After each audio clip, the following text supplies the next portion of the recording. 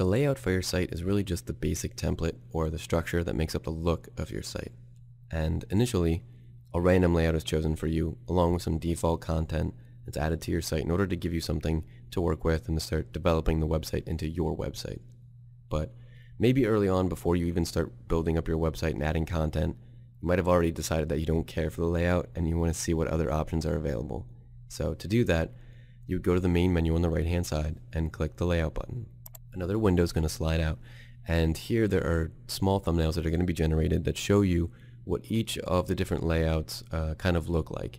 And before we get too far into that, you can also use this filter by feature at the top, which will allow you to filter some of the layouts by different criteria. So if you know that you want to use your own background image, for instance, you can choose to view only the layouts that allow you to upload your own background image, or there's other criteria as well. Another big help, especially later on, is this order by feature. So you can order by last used, and this is great for cases where you choose a layout and then you decide that you don't like it, but you can't remember what the previous layout was that you were using.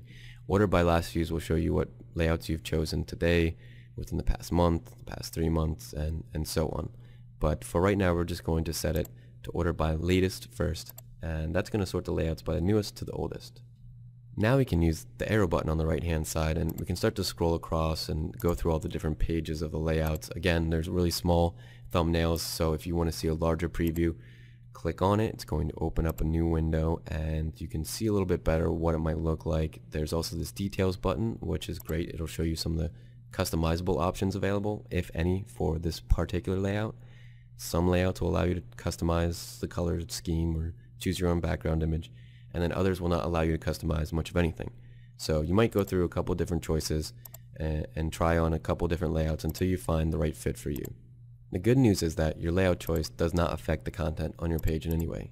So you can choose a layout and all of your content, all of your text, your images and everything will still be there. It'll just be restructured a little bit. And then later, if you don't like one of the choices, you can always go back or choose another option if you want to, but your content is always going to be there. So let's preview this one, and to do that we're just going to click the select button, and it's going to take a minute or two for the layout to load up, but once it does you can kind of preview what it's going to look like. You can scroll down, you can click on another page, and you can kind of test it out and see if you like it. But you have to keep in mind that some of these layouts allow you to customize further, so if you don't like the background image, for instance, you might be able to upload your own depending on if this particular layout allows a custom background. But you want to focus more on the structure of the layout, whether it has a small or large header image, what the navigation bar looks like and where it's at, and things like that. If you decide you don't like the layout at all, just click the no button and that will revert you to your old layout.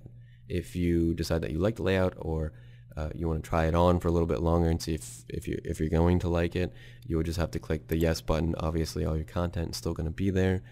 You can go back and change the layout at any time if you want to.